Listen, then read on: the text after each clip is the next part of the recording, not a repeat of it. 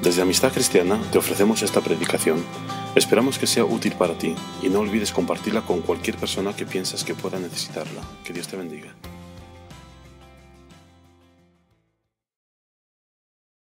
Señor, una vez más venimos a ti con corazones tan agradecidos por todo lo que tú has hecho. Hace más o menos 2000 años, cuando tú resucitaste de entre los muertos, cuando tú venciste la muerte, venciste el pecado y nos has dado una vida que se merece vivir. Muchas gracias, Señor. En el nombre de Jesús. Amén. Amén. Bueno, la celebración de la resurrección es la principal celebración del mundo cristiano, porque sin la resurrección en la cruz no hubiera valido para nada.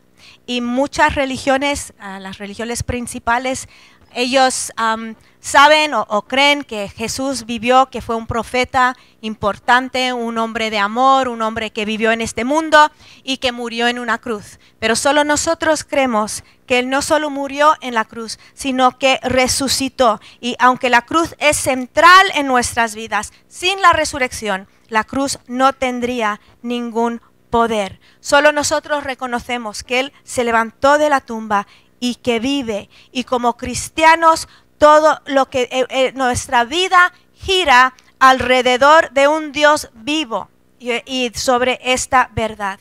Ahora, hay 3 hechos acerca de Cristo que tenemos que recordar y vamos a 1 Corintios 15, 3 a 8. Pablo está escribiendo en esta carta y dice: porque yo os entregué en primer lugar lo mismo que recibí, que Cristo murió por nuestros pecados conforme a las Escrituras, que fue sepultado y que resucitó al tercer día conforme a las Escrituras, que se apareció a Cefas y después a los 12. Luego se apareció a más de 500 hermanos a la vez, la mayoría de los cuales viven aún, pero algunos ya duermen. Y después se apareció a Jacobo, luego a todos los apóstoles, y al último de todos, como a uno nacido fuera de tiempo, se me apareció también a mí. Ahora, la resurrección de Cristo era un hecho que todos en ese tiempo creían. Cuando en el tiempo de Cristo, porque había tanto testigo, la gente creía en la resurrección de Cristo. No era 1 o 2 que le habían visto, eran más de 500 personas que lo habían visto su cara, que habían escuchado su voz, que habían comido con Él, que habían hablado con Él, que habían andado con Él después de la resurrección. Entonces, el hecho de que Cristo había resucitado era algo que creía el mundo en aquel entonces. De hecho, tuvieron que sobornar a los guardas del tumba para que ellos mintiesen, porque ellos sabían que era verdad. Si no fuese verdad, no los hubieran tenido que sobornar. Entonces era un hecho que todos creían. Y era tan aceptado que Pablo usó la resurrección de Cristo para enseñar sobre la resurrección de los cristianos. Porque había gente que no creía en la resurrección de las personas. Entonces él dijo en 1 Corintios 15, 12, ahora bien, si se predica que Cristo ha resucitado de entre los muertos, ¿cómo dicen algunos entre vosotros que no hay resurrección de muertos? Y si no hay resurrección de muertos, entonces ni siquiera Cristo ha resucitado. Y si Cristo no ha resucitado, vana es entonces nuestra predicación y vana también vuestra fe.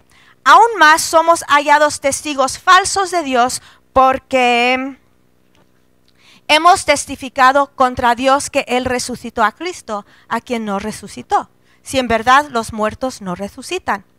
Pues si los muertos no resucitan, entonces ni siquiera Cristo ha resucitado.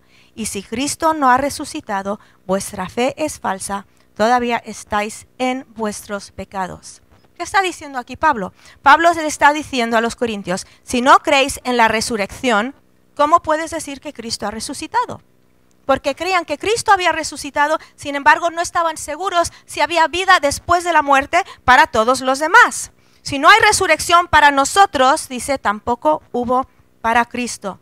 Y como sabéis que hubo para Él, pues entonces para nosotros también. Era algo aceptado en aquel tiempo. Yo he dado muchas vueltas acerca de este mensaje porque es mi domingo favorito del año.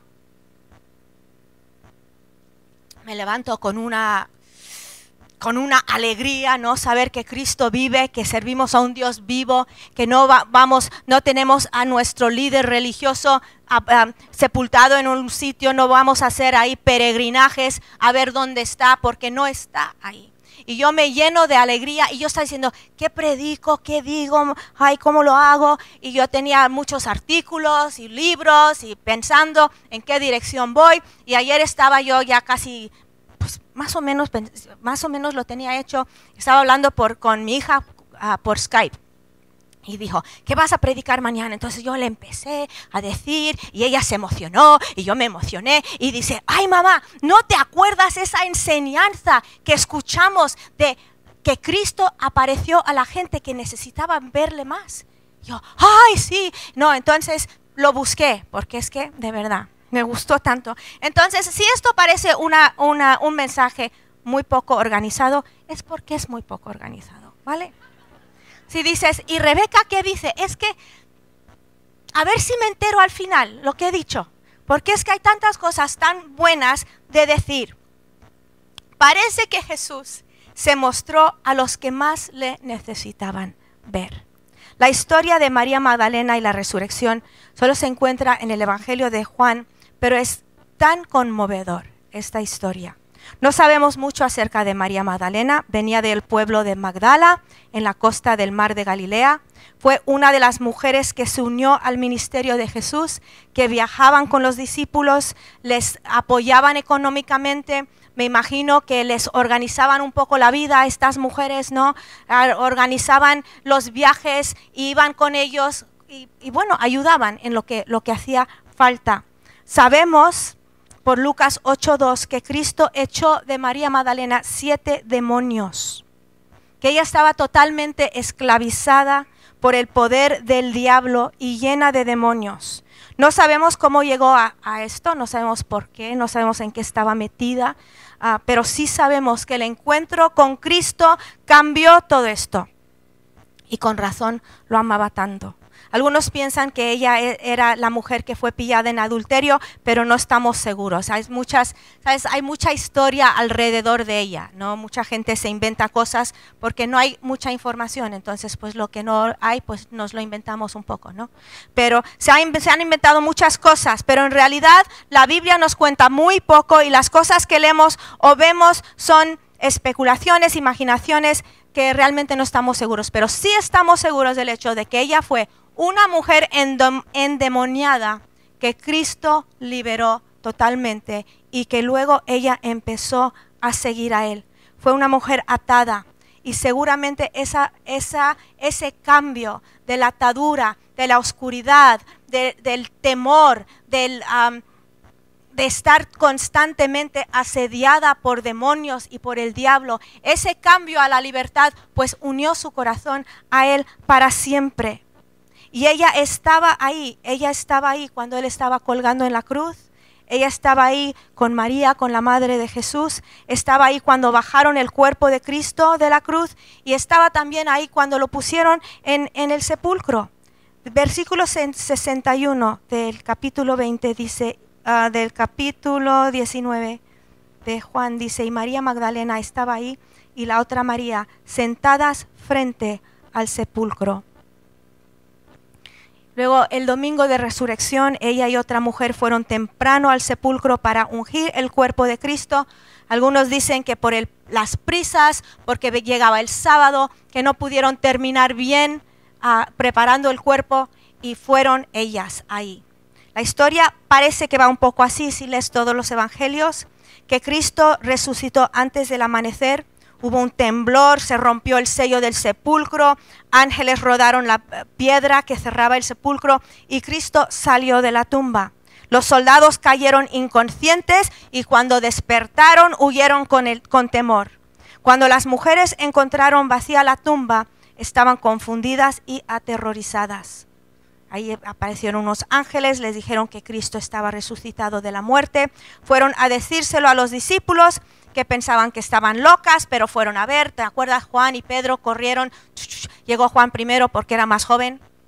Es lo que pensamos, ¿no? No dice, pero llegó primero y luego Pedro entró y vieron que no había nadie y los ángeles estaban ahí.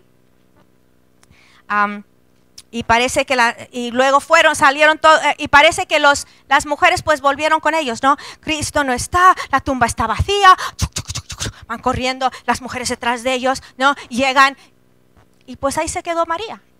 Los se fueron y ella ahí estaba sola. Todos se fueron y ella se quedó ahí confundida y quebrantada. No entiende que el sepulcro vacío quiere decir que Cristo ha resucitado. La cosa todavía estaba muy nublada, la gente no entendía. Es que, claro, no habían leído el libro. Nosotros ya hemos leído el libro. Algunas personas dicen, es que lo que están pasando en Antena 3 no me gusta. Es que el libro siempre es mejor que la peli. Siempre. Entonces, vamos a leer Juan 20:11. Pero María estaba fuera llorando junto al sepulcro. Y mientras lloraba, se inclinó y miró dentro del sepulcro. Y vio 2 ángeles vestidos de blanco sentados donde había estado el cuerpo de Jesús, uno a la cabecera y otro a los pies. Y ellos le dijeron, mujer, ¿por qué lloras? Ella les dijo, porque se han llevado a mi Señor y no sé dónde le han puesto. Al decir esto, se volvió y vio a Jesús que estaba ahí, pero no sabía que era Jesús. Jesús le dijo, mujer, ¿por qué lloras? ¿A quién buscas? Ella, pensando que era el hortelano, le dijo, Señor, si tú te lo has llevado, dime dónde le has puesto y yo me lo llevaré. Jesús le dijo, María. Ella, volviéndose, le dijo en hebreo, Raboni, que quiere decir maestro. Qué fuerte, ¿no? ¿Te imaginas? ¿Te imaginas? O escuchó su nombre y cuando escuchó su nombre reconoció quién era porque sabía esa voz. ¿Por qué estaba ella ahí? Porque le amaba. Y la mayoría de nosotros hemos estado en nuestras vidas en algún momento en un cementerio pensando en la persona que amamos que ya no está con nosotros y sabemos que ya nunca va a estar y también sabemos que no está en el cementerio, pero aún ahí queremos pues sentirnos un poco cerca de la persona que echamos de menos. Pero lo de María iba mucho más lejos que eso. Su corazón estaba quebrantado. La palabra que se traduce ahí que ella llora o llorar es mucho más fuerte en el griego. Es una tristeza que se manifiesta físicamente de alguna forma. ¿Por qué tanto tristeza? Puede ser que sin Cristo, físicamente con ella, no sabía si iba a volver a la mujer que era antes. El andar con Él, el ver sus milagros, el oír su voz, sus enseñanzas, eran las cosas que la recordaban que ya no era la persona endemoniada, ya no era la persona que era antes, ya no era esa María, y ahora iba a volver ella a ser la persona que ella era antes. Cuando nosotros luchamos con nuestra identidad en Cristo, cuando no le sentimos cerca o cuando pensamos que nuestro pecado nos ha alejado de Él, muchas veces luchamos con quién somos en Él. Y si nosotros, a lo mejor lo de ella era aún más fuerte, luchamos con la duda de que si somos quien Cristo realmente nos ha declarado ser. Quizá has pasado un largo tiempo de seguridad de quién eres, ¿no? Yo soy en Cristo y tienes una seguridad y sabes a lo que Cristo te ha llamado y sabes de lo que Cristo te ha rescatado y te ha librado, pero pasas momentos difíciles y no sabes si va a volver. No sabes si lo que tú creías está muerto. No sabes. Pero Cristo le dijo, María. Y cuando ella escuchó su nombre, ella dijo, Maestro, Maestro. Y Cristo esta mañana dice tu nombre. Te está llamando esta mañana. Está diciendo, Dorita, Maribel, Antonio, Pedro, Ramón, Dan. Nosotros podemos volver y decir, Maestro. Maestro, porque lo que Él ha hecho en nuestras vidas a través de su poder, de su resurrección, son cosas que duran para siempre. Da igual por lo que has estado pasando o lo que has pasado la última semana, lo que has pasado los últimos 2 años o 3 años, Cristo está vivo y Él pronuncia tu nombre. Vamos a leerlo otra vez. Juan 20:13. Y ellos le dijeron: mujer, ¿por qué lloras? Ella les dijo: porque se han llevado a mi Señor y no sé dónde le han puesto.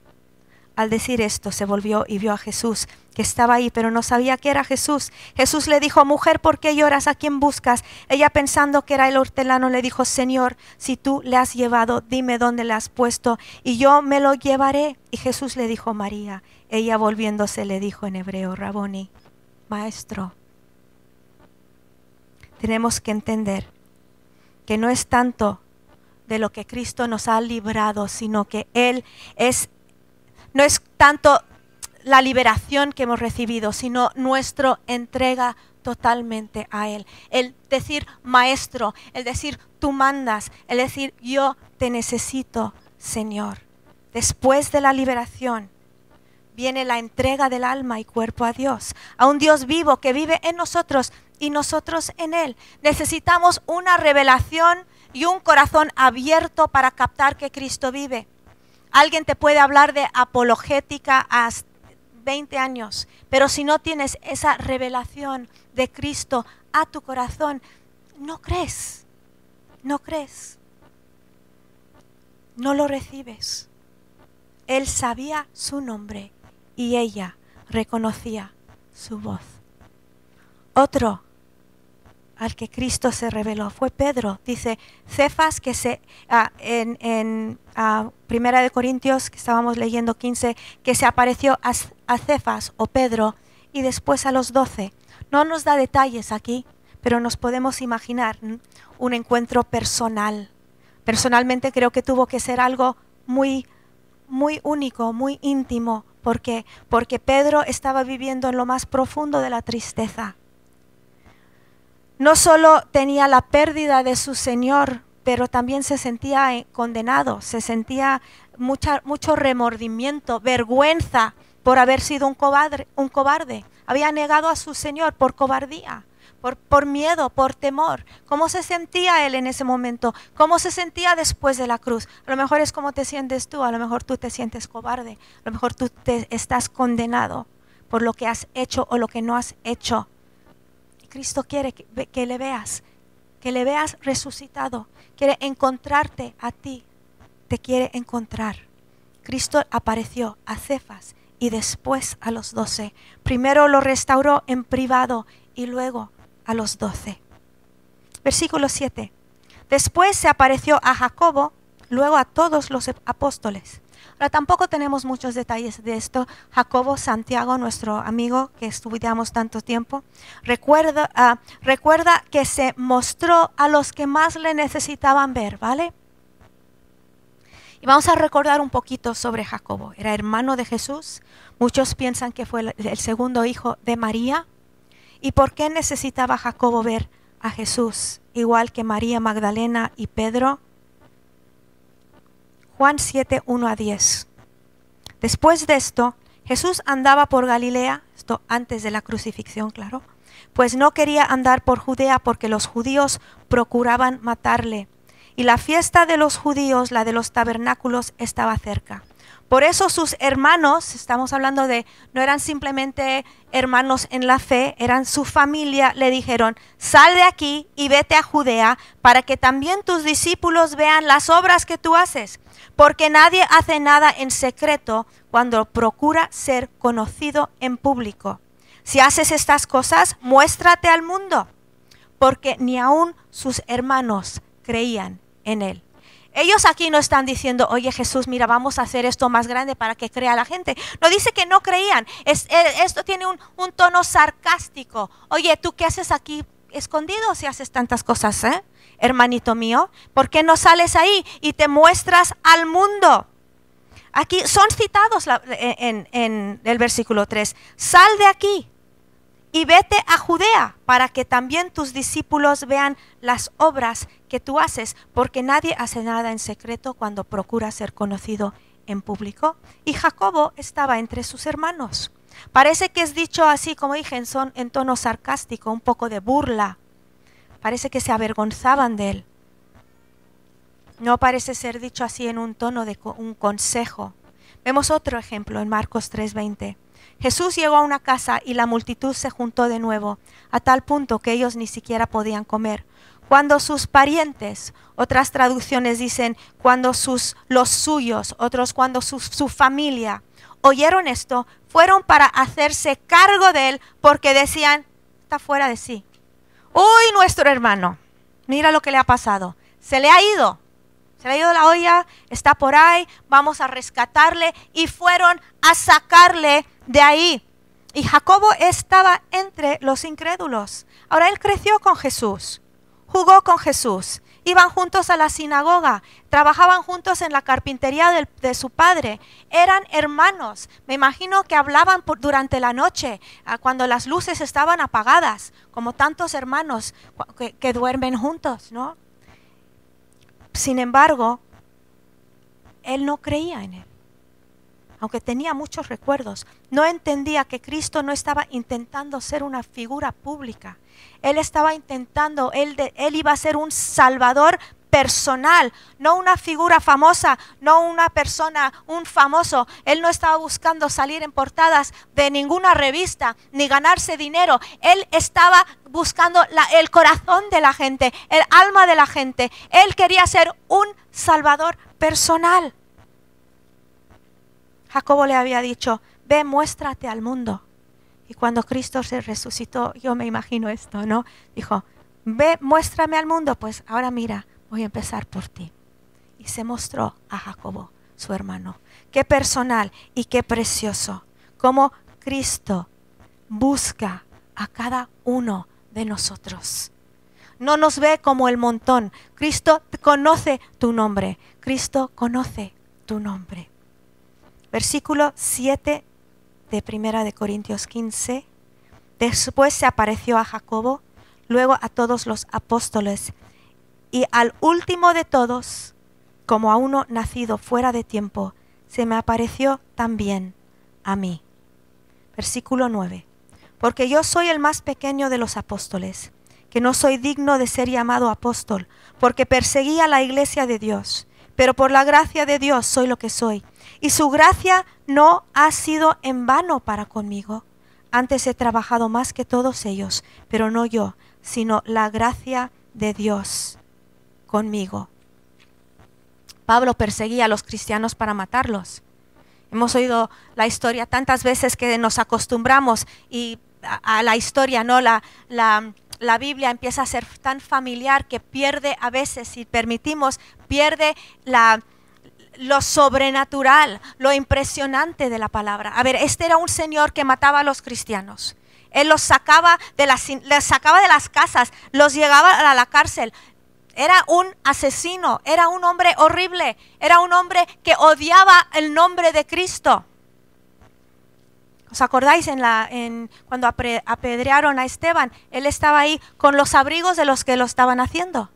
Él, que es lo mismo, ¿no? Si tú facilitas la muerte de alguien, pues es igual. Pero Cristo por su gracia lo salvó. Dice, pero por la gracia de Dios soy lo que soy. Y su gracia no ha sido en vano para conmigo. No ha sido en vano para con Pablo, no ha sido en vano para conmigo, ni para ti tampoco. No ha sido en vano la gracia de Dios. Cada equivocación deja un espacio para la gracia de Dios en tu vida. Cada pecado deja un hueco para que la gracia de Dios lo pueda llenar. Cada pecado es una oportunidad del perdón. Cada duda es una oportunidad para que Cristo aparezca en tu vida, que te llame por nombre, que se revele a ti. Porque Cristo no está colgado en una cruz, no está muerto, no está en la tumba, porque podemos vivir en su poder y en su gracia, porque Él está vivo. Él vive. Dice Romanos 8:11, pero si el espíritu de aquel que resucitó a Jesús de entre los muertos habita en vosotros, El mismo que resucitó a Cristo Jesús de entre los muertos, también dará vida a vuestros cuerpos mortales por medio de su Espíritu que habita en vosotros. Si el Espíritu de Dios mora en ti, el Espíritu que resucitó a Jesucristo de los muertos vive en ti, ya no tienes que temer nada, no tienes que temer la muerte, ni temer la vida. Hay personas que la muerte les parece más fácil que seguir viviendo día a día, día a día. Pero no tienes que temer la vida porque la vida de Jesús la tienes cuando le recibes. Cuando tú recibes la vida de Cristo, cuando tú reconoces su muerte y su resurrección, entonces tu vida cambia. A veces tú miras y tú dices, yo nunca podría ser cristiano porque yo no podría hacer todo lo que hacen, o yo no podría dejar de hacer lo que yo hago. Claro que no puedes, pero la gracia de Dios en ti puede. Eso es lo que vivifica todo lo que tú eres. Él da vida, Él resucita cosas muertas en nuestras vidas. Resucita sueños, resucita planes, resucita ilusión. Si tú en esta mañana has llegado aquí a este Galileo donde nosotros nos reunimos y no tienes ilusión para el día de mañana, ¿sabes quién puede dártela? No te la puede dar ni un nuevo trabajo, no te lo puede dar una nueva relación, no te lo puede dar ninguna persona. El único que puede volverte la ilusión de la vida es Jesucristo, porque Él vivifica. Él vivifica, Él vivifica, porque el mismo Espíritu, el mismo poder que levantó a Jesucristo de los muertos, mora en nosotros. Esas son buenas noticias esta mañana. El poder de la resurrección. Yo leí esto y lo apunté anoche. El poder de la resurrección significa que lo único en la vida que debe estar vacío es el sepulcro. No debe haber ni una promesa vacía, ni un corazón vacío, ni una traición, ni momentos de derrota deben permanecer vacíos. Deben llenarse de la vida de Dios. Tu vida puede ser difícil, puede ser dura, puede ser desafiante, pero nunca tiene que ser vacía tu vida. Nunca tiene que ser vacía. ¿Por qué? Porque el amor de Dios, porque la vida de Cristo, porque el Cristo resucitado sabe tu nombre. Él dice tu nombre en esta mañana. Él te conoce. Él te conoce. Él me conoce. Rebeca, maestro, ¡ay, qué bonito! ¡Qué bonito! Él nos ama. Él te ama. ¿Por qué es tan difícil creer en el amor de Dios? ¿Por qué no abrimos nuestras vidas a Él? Recibimos de Él, dejamos que Él entre y que Él vivifique todo lo muerto en nosotros. Él puede vivificar tu cuerpo, Él puede, si tú estás enfermo en esta mañana, Él puede sanarte, Él puede sanar tu corazón quebrantado, Él puede resucitar cualquier cosa en tu vida. ¿Por qué?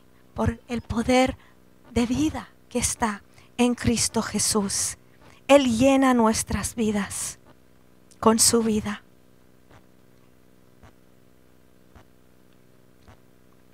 Romanos 10:8. Más que dice, cerca de ti está la palabra, en tu boca y en tu corazón.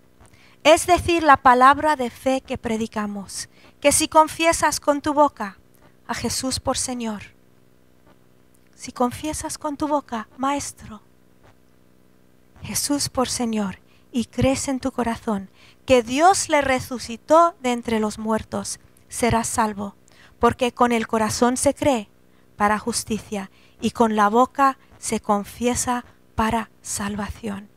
Pues la Escritura dice, todo el que cree en Él no será avergonzado. ¿Dónde estás tú en esta mañana? ¿Crees en tu corazón pero te da miedo confesarlo con la boca?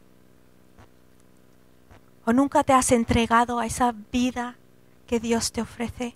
Esta es tu mañana. Qué bonito tener un encuentro con Jesús el día de resurrección. Un encuentro con Él.